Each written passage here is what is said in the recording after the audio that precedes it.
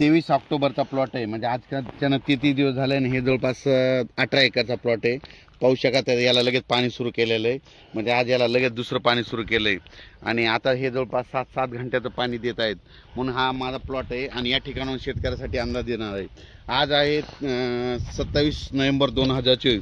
राज्यातील सर्व शेतकऱ्याला सांगू इच्छितो की राज्यामध्ये म्हणजे 1 तारखेच्या नंतर म्हणजे 1 डिसेंबरला राज्यात ढगाळ वातावरण येणार आहे. म्हणून हा अंदाज लक्षात घ्यायचा.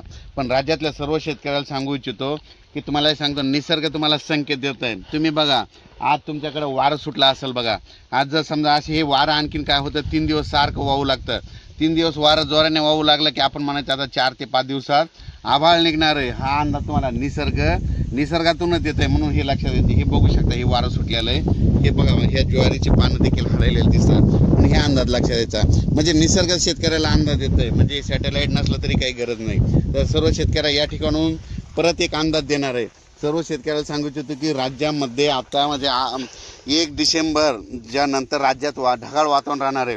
पण 2 तारखेच्या नंतर राज्यामध्ये म्हणजे कर्नाटक, तामिळनाडू, आंध्र प्रदेश त्या भागामध्ये जोरदार पाऊस पडणार आहे. आणि त्या आंध्र प्रदेश, तामिळनाडू, कर्नाटकमध्ये जोरदार पाऊस पडत असल्यामुळं त्या भागामध्ये खूप पाऊस पडणार आहे. आणि माझी सर्वांना एक विनंती, महाराष्ट्रातले शेतकरी काय करतात तीर्थयात्रेसाठी तिरुपती बालाजीला जातात. तर तुम्हाला सांगतो 28-29-30च्या दरम्यान तिरुपतीकडं खूप मुसळधार पाऊस पडणार आहे. म्हणून तिकडल्या आपल्या भाविकांनी हे अंदाज लक्षात घ्यायचा. पण राज्यात मात्र आपल्या महाराष्ट्रामध्ये 2 डिसेंबर ते 7 डिसेंबर दरम्यान 7-8 डिसेंबर दरम्यान राज्यामध्ये महाराष्ट्रामध्ये काय होणार आहे अवकाळी पाऊस येणार आहे. म्हणून हा अंदाज लक्षात येतात. पण हा नेमका पाऊस कुठं राहणार आहे तुम्हाला सांगतो.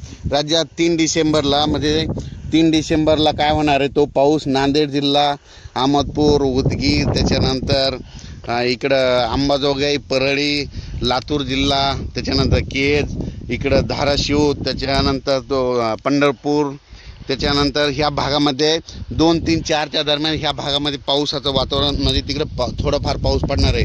म्हणून हा अंदाज लक्षात घ्यायचा. राज्यात मात्र 4 डिसेंबर ते 8 डिसेंबर दरम्यान राज्यामध्ये अवकाळी पाऊस येणार आहे. म्हणून हा अंदाज लक्षात घ्यायचा.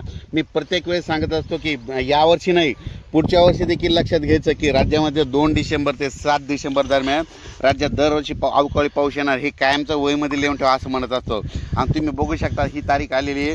म्हणून सांगतो आता ह्या म्हणजे 4 ते 7 डिसेंबर दरम्यान तुम्हाला सांगतो सांगली जिल्हा, कोल्हापूर जिल्हा, त्याच्यानंतर सावंतवाडी, त्याच्यानंतर राधानगरी, त्याच्यानंतर पुणे, दौंड, सातारा, जत, पंढरपूर, पुन्हा लातूर जिल्हा, बीड जिल्ह्याचा कडाष्टीपर्यंत, पुन्हा तसं तो संगमनेर तिकडं कोकणात, त्याच्यानंतर तो पाऊस तसाच इकडं जळगावकडं म्हणजे तिथं संभाजीनगर, पुन्हा त्याच्यानंतर वैजापूर, गंगापूर, शिर्डी या भागामध्ये बऱ्याच ठिकाणी म्हणजे जाणार आहे. म्हणून हा अंदाज लक्षात घ्यायचा.